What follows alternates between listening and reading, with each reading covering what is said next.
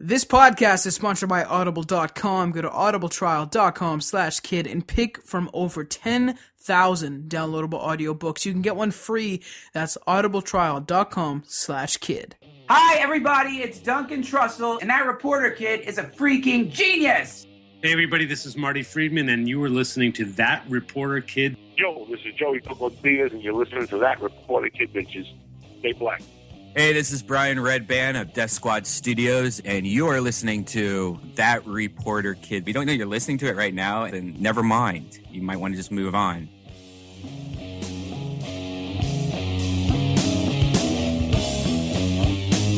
What's going on, guys? Cassius Morris, aka That Reporter Kid here, and you are listening to The Cassius Morris Show. I'm your host. Today is Saturday, October 18th. It is a week before I release this episode.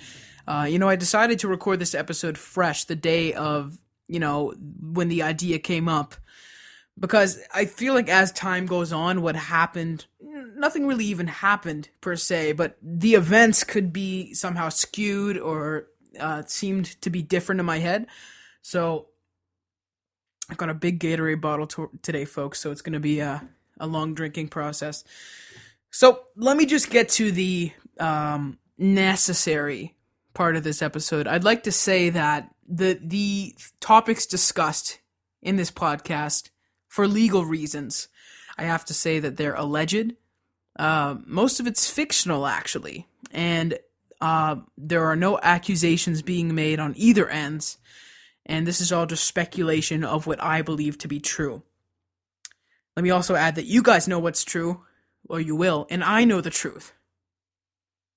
But for legal reasons, let me say that, again, this is all speculation of what I believe to be true, and there are no accusations being made one way or another, because the person in question does like to sue people. So, there we go. But again, hopefully you guys trust in me that I know the truth, and I know what I'm talking about, and it really, it's just kind of courtesy to say that in the beginning. So let's do a little bit of background. I was listening to Talking Metal a couple days ago, an episode with the host Mark Striegel, who I just had on the 2 episodes ago on this show, or a few episodes, I don't know when this airs. And he was on with a friend of mine named Chris Sinzak, who does the Decibel Geek podcast. Great show. I've been listening since the beginning. Him and Aaron do a great job. And Chris, he started writing a book about this guy, Vinnie Vincent, who was the guitarist in Kiss for a couple years.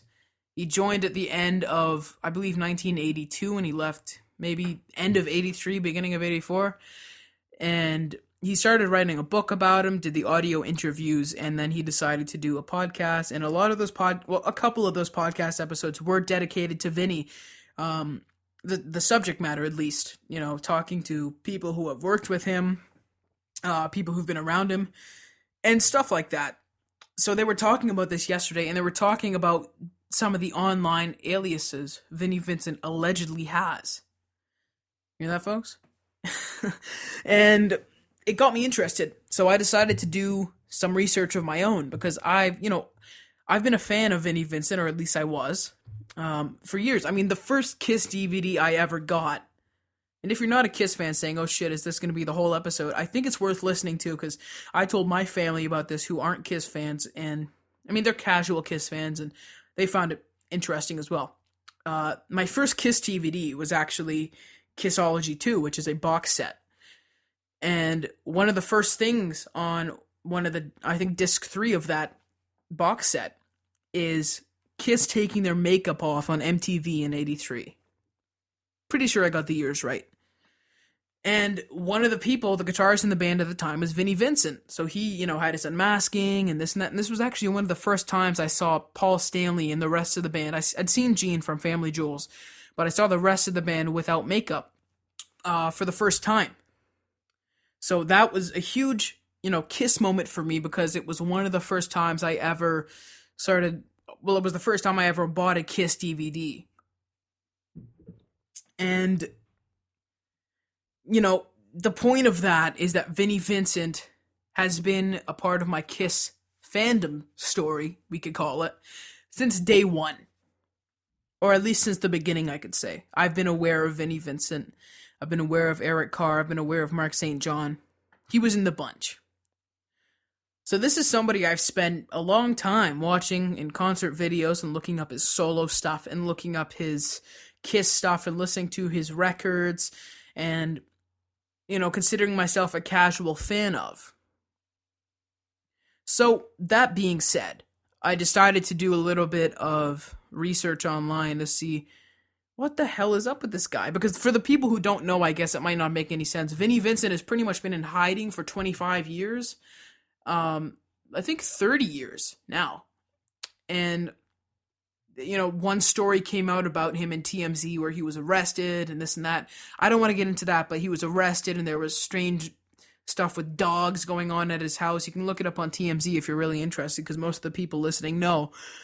But that was one of the only things we've heard of him in a long time. And rumor has been going around that he allegedly has been having online aliases under the names of such as Meredith, which is like a publicist or assistant.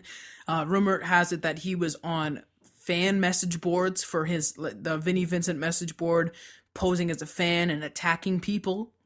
And there was also a big scandal with he's been selling guitars and 8x10s and shirts, and allegedly he was doing this thing in the emails where he was pretending to be a sales assistant, and it was actually him, and he was saying all these prices.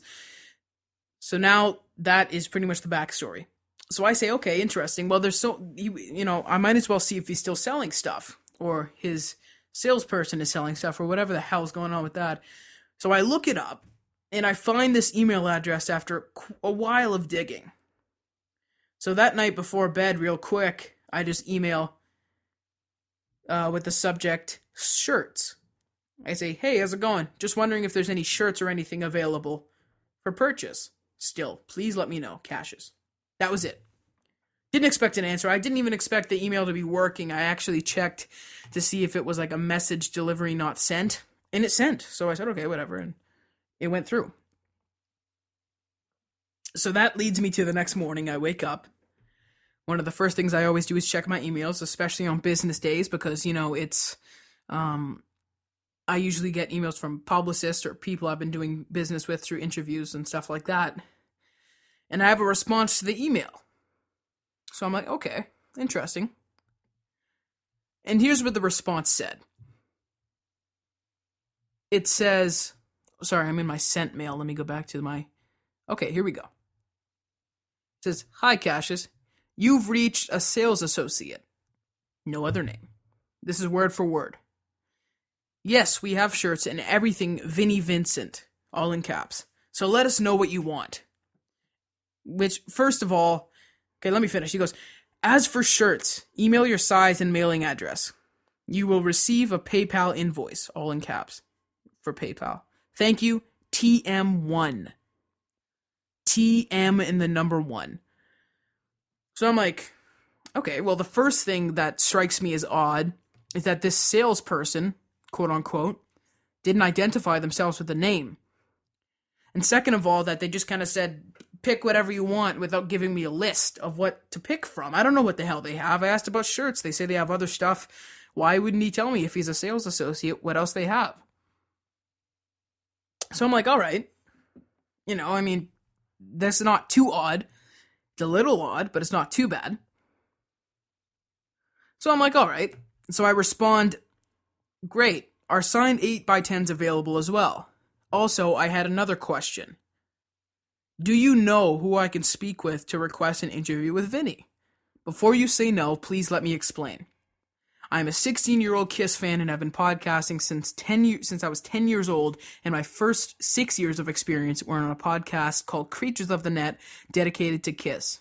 Through the band, I discovered Vinnie's solo career, and needless to say, I'm a fan.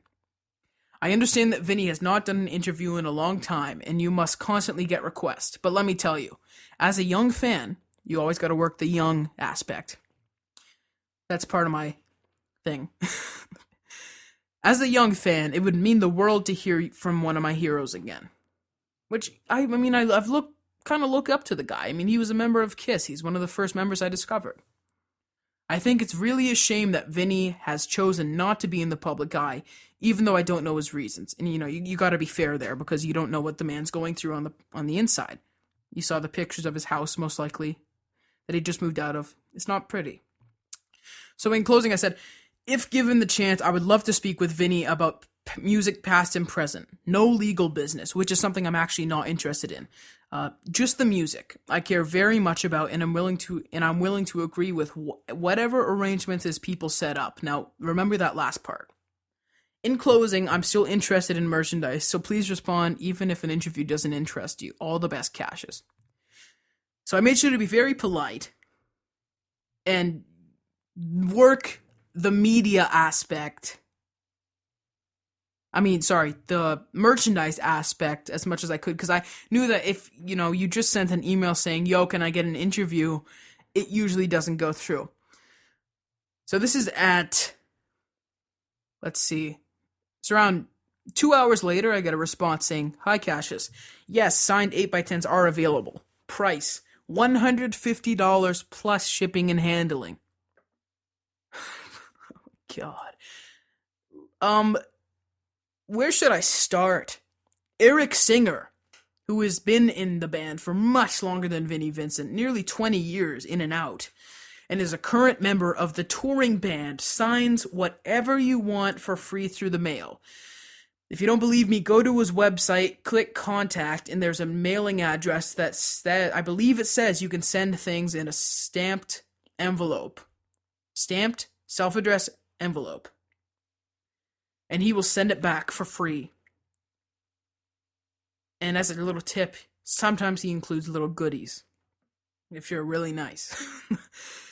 So it's like, this guy was in KISS for 2 years, maybe 3, and he's going to sit there and try to charge me $150, or his sales assistant, TM1, is going to try to charge me $150? That's crazy. So then he continues, he goes, all interview requests are directed to our law firm. Our law firm, okay. Did you want the 8x10s? Thank you, TM1. So clearly the main focus is on the money, the 8x10s, whatever he's selling. So I respond, do you have anything in the $50, $60 range? If not, I will wait a couple weeks and email back. Also, how can I contact the law firm? Again, trying to make the central theme of this the merchandise, because I don't want to lose this person, who now I'm starting to get suspicious is allegedly who we think it is. So after that email, he just responds, signed shirts, price $75 plus shipping. Nothing else. No signature, nothing. And it's highlighted in yellow. I say, so now I push a little more. This is where I'm guilty of pushing a bit. Actually, no, it's not quite here. I push a little bit here. So I say, okay, perfect. I will email back in about a week to purchase. Thank you very much. So about the interview request, what steps should I take to make it heard? Any contact info to the law firm or management or anybody like that would be greatly appreciated. Thank you, Cassius. So I'm still trying to hear about this because I'm just curious as to what the hell is going on with this interview stuff. I've heard people saying they've contacted this supposed law firm, or they contacted some supposed manager or something like that. And I'm trying to get to the bottom of it for myself, because to be truthful, I can't judge a man on his character or his past acts if I don't know what the hell he's up to. I mean, I've never spoken to the man until now, I suspect. And, the point is I was trying to see what's going on. So he says, hi again. I believe the law firm only entertains interview requests according to price, which I understand is quite expensive. Thank you, TM1. In my opinion, this is an attempt to shoo me off, because he heard the fact that I'm a 16-year-old podcaster. KISS fans generally aren't, millionaires here. Other than the ones who buy the monster books, which I'm damn confused about. They haven't sold all the copies, but still, guys, come on. So, this is where I start to push a little more. Because I'm like, listen, you're not getting rid of me. I'm gonna get this job. Like, what law firm? If this was really a law firm, you would be able to give me the phone number. You would be able to give me the email address. It's not like I'm asking for Vinny's direct phone number or email address. I want to speak to his law firm. I've asked twice, and I've gotten no response. And by the way, if this sales associate, quote unquote, was really a sales associate, he would realize it's none of his business, how expensive the interview is. My request was to speak to the law firm. I've called Kim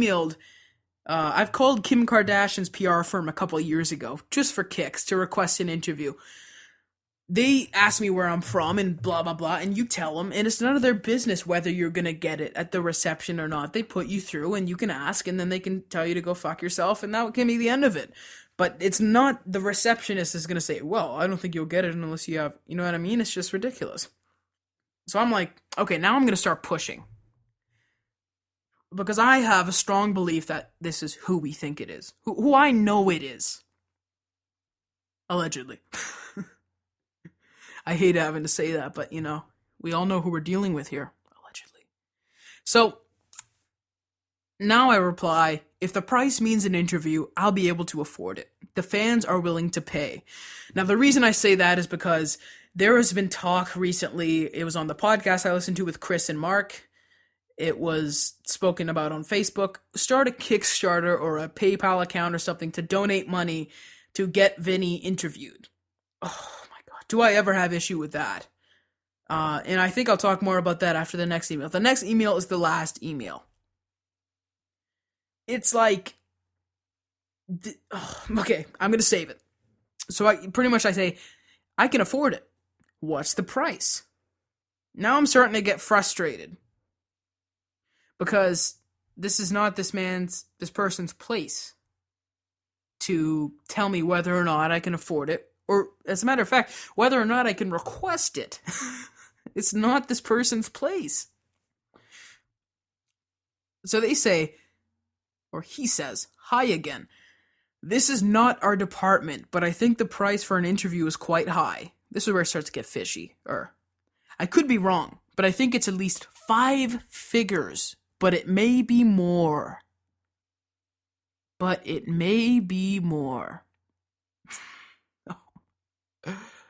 There's so many reasons why I have issue with that. I'll touch on that in just a second. So again, it's not our department. I do know that our law firm will not discuss any requests unless the source is financially viable. Thanks, TM1.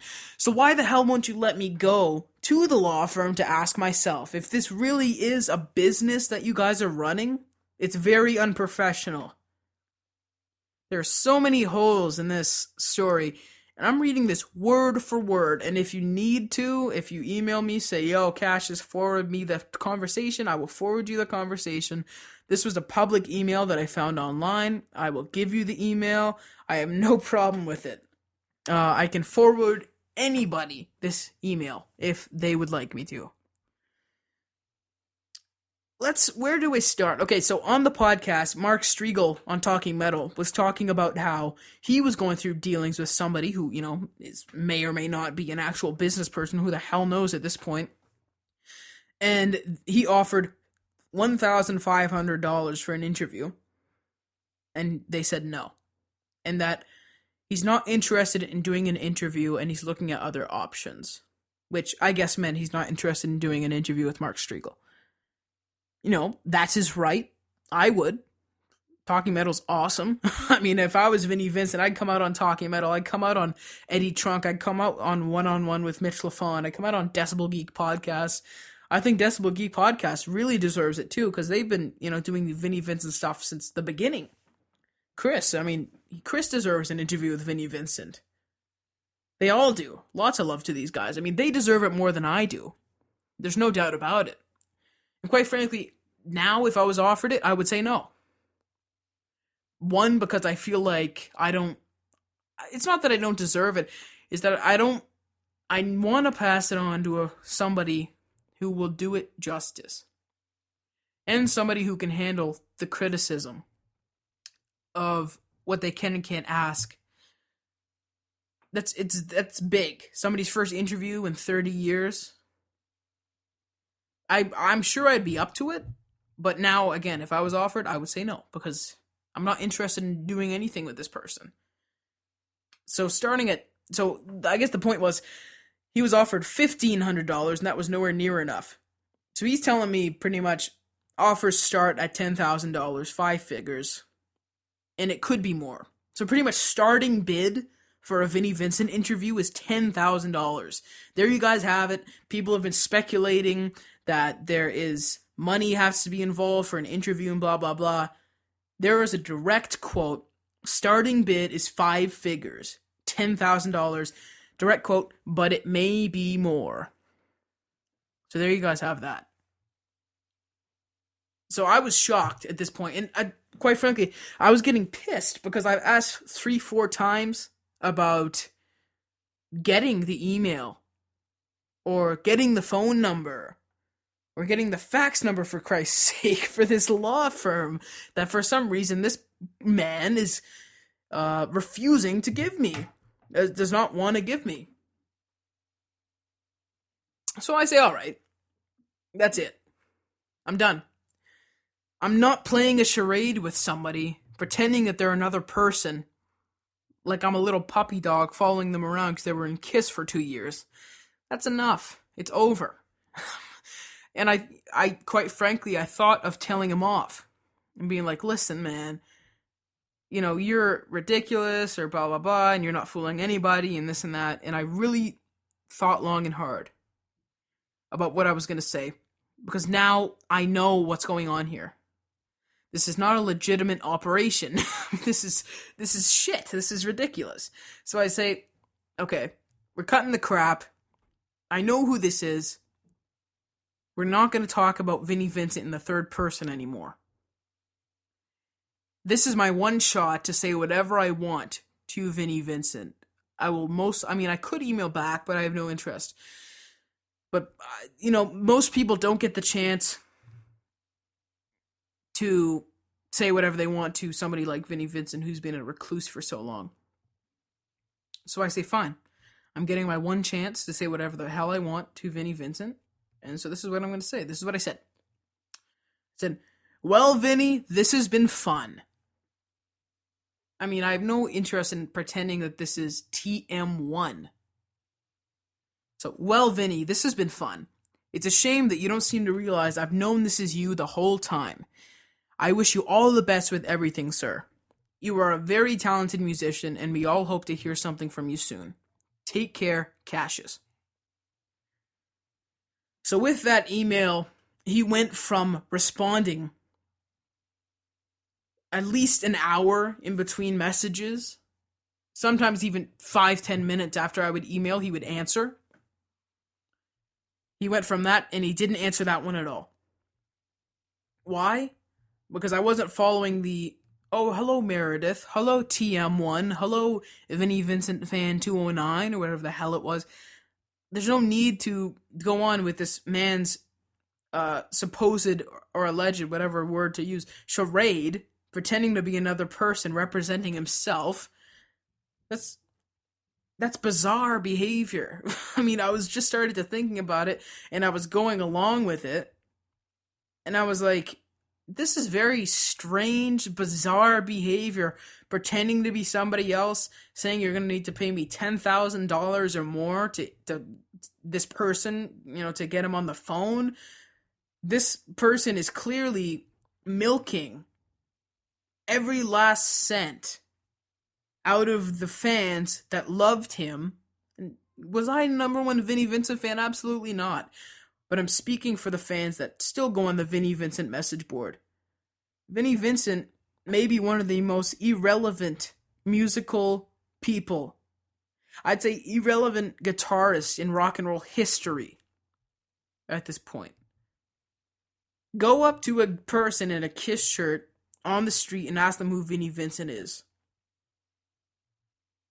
Please, because most of them will say, I have no idea. Go up to a random person, say, who's Ace Frehley? And then say, who's Vinnie Vincent? I'm not trying to insult Vinnie Vincent. He's probably listening to this right now. And usually that would make me feel like, ooh, Vinny's hearing it.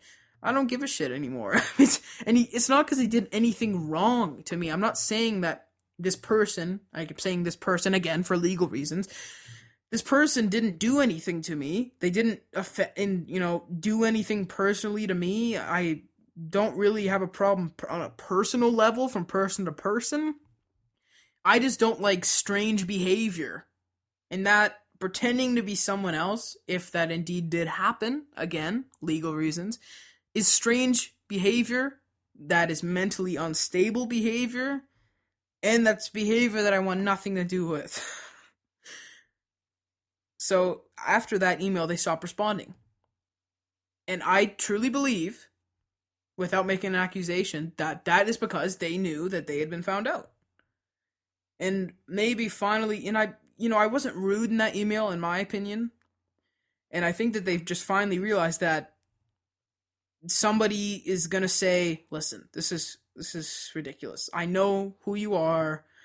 I know you're pretending. I know you're lying. I know you're faking. And this is ridiculous. So that was my exchange, allegedly, with Vinnie Vincent. I'm still not quite sure how to feel about it. Because this is somebody who I used to like. I used to admire to a degree. And I'm not heartbroken. As I said, I'm not, I was never the hugest Vinnie Vincent Invasion fan. I love Lick It Up. I love his work on Creatures of the Night. I love his work on Revenge and songwriting. I think he has some great songs written. He's very gifted as a songwriter, and he's very gifted as a guitarist. And the reason I say that I don't have a problem with him on a personal level is because, I think there's something going on with him clearly mentally. There's, something going on. So I don't necessarily blame him. But I do blame him for this money thing. I mean, $150 for an 8x10. Like, are you serious? Send a letter, a sign and return envelope, please, to any member but Gene and Paul. Any other living member of KISS. And you will get a free autograph back. If you send it, and if you have a sign and return and maybe a nice note. Think about it this. I've got sign and return mail for free from Ozzy Osbourne. From, who else was it? It was a huge rock star. Well, I've got it from KISS. All the members of KISS. Living. Other than Vinny, of course, which I'm not interested in whatsoever. I've got it from Seth MacFarlane, from Family Guy. I've got it from Slash. I've got it from Donald Trump. I've got it from anybody. Jeff Dunham. All for free. All for free. It's like, what are you trying to do? $150? Plus shipping and handling, folks. So that's my main problem. Second problem is, I don't think this man deserves a dime to call anybody for an interview. And quite frankly, I feel like this has been in the works for quite a while. This whole, if I wait long enough, people are going to start trying. And then I'm going to say, give me the money. I also feel like the prices given to me in this email exchange were just made up off the top of this person's head. Now, a couple points I want to touch on. Questions I predict I'll get in the future. How do you know that this was in fact... Voice crack, holy shit. That this was in fact, in your opinion, Vinnie Vincent? The answer to that question is, look at the evidence. First of all, it's very strange, just the way it was written and the way that he was saying certain things and the way that they didn't give identification. And the way, that's very strange. That's not normal what a sales representative through an email would do. Second of all, I don't even think this person has a sales representative or a manager. I'm sure they have a lawyer, that's for damn sure. But I'm just laughing because I heard all the Vinnie Vincent fans' hearts break a little bit. But second of all, again, this person doesn't deserve a dime. Gene Simmons does free interviews, I'm sure, on a semi-daily basis. Paul Stanley does, Slash does. Most people do free interviews. And usually I'd say the maximum, and this is just off the top of my head, would be $1,000, $2,000, $3,000. I mean, and if you're on a show like Jimmy Kimmel Live, that's completely affordable. Fine. $2,500 and you're on the show. But to sit there and ask for $10,000 or more, that is absolutely, I just can't say it enough, bizarre behavior, strange behavior, money-hungry behavior, desperate behavior, and that has made me, unfortunately, not a fan. It is possible that this person's lawyers could be telling them that that's necessary, but that I highly doubt. But at the end of the day, I don't approve of this behavior, and I know this person doesn't need my approval, but I'm just not a fan. I want nothing to do with this person. And again, if I was offered an interview, I would write back and I would CC Eddie Trunk and say, take it from here. Because I'm not interested in having somebody who lies to their fans, rips off their fans for hundreds and thousands of dollars on guitars, shirts, whatever. Clearly, in my opinion, does not care about their fans. And thinks that their fans are so stupid that they're going to sit there and look at this TM1 character and think that, oh, this is the sales representative and blah, blah, blah. If Gene Simmons was doing that, how outraged would people be? How little do you have to think of your fans to lie to them like that and act like you're somebody? It's just so, I mean, I don't know the motivation behind it, but from where I'm sitting, it looks pretty damn stupid. And it looks like somebody who really has serious problems and is desperate for money. That's what it looks like for me. Maybe I'm wrong, and if I am, I will absolutely accept that. But this looks like a desperate thing, and it looks like something that's absolutely pathetic. So that is why I say that the magic of Kiss is gone for me personally.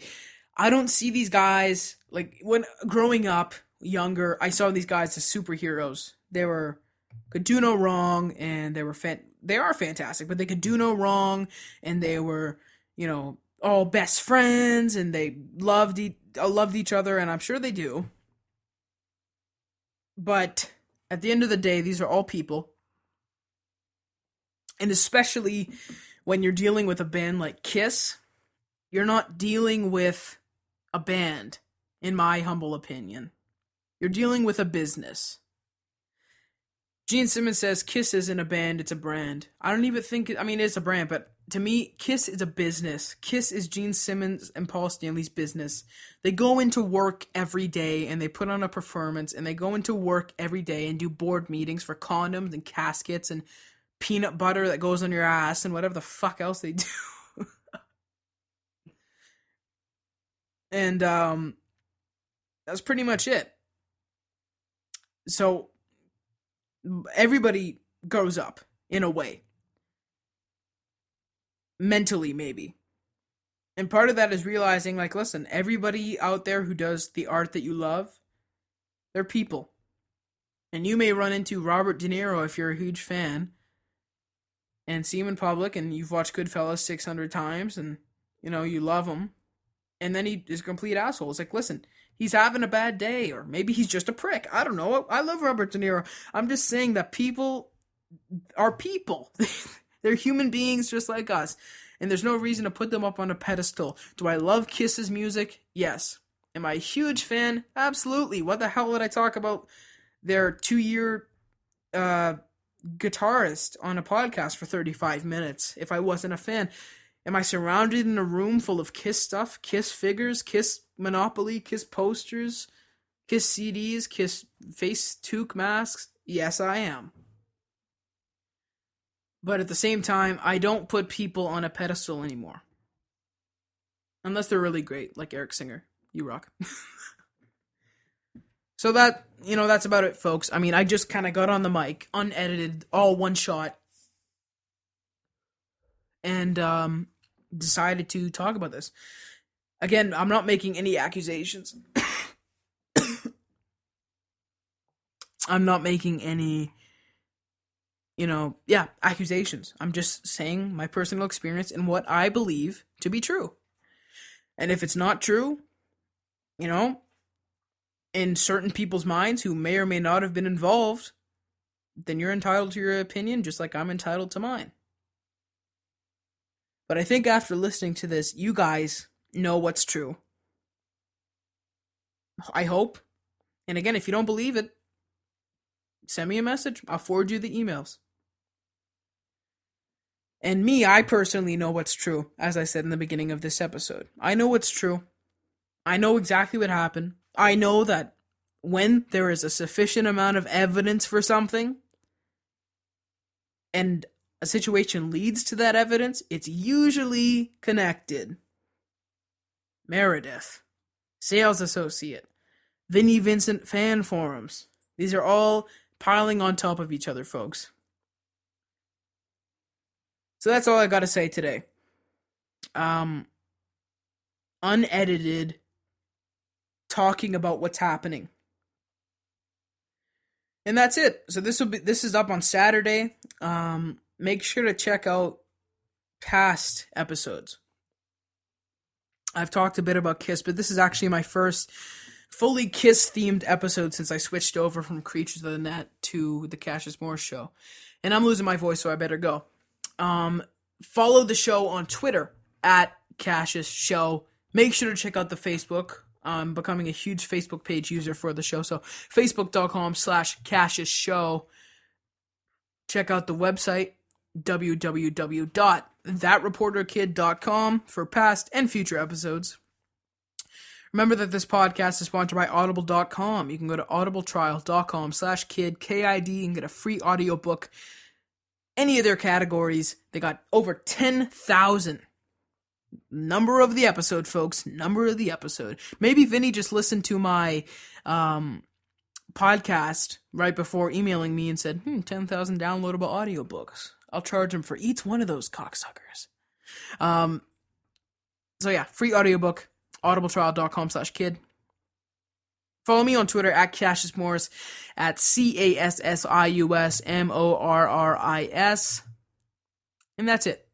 We're on YouTube, youtube.com/Cassius Morris. I upload the audio to every episode, but some of them are also video episodes that you will hear here on this feed, I should say, but you can also watch on the YouTube page, some of them. So subscribe, youtube.com/Cassius Morris. Cassius Morris. You can also donate. Every donation helps. I just got a donation recently in a really, really, really nice letter, which I forgot to read today. I'll read on the next show. Very, very kind words from a man named Scott. Shout out to Scott. I'm going to read your thing on the next podcast. Next podcast is listener calls, and I think Requiem interview. Yeah.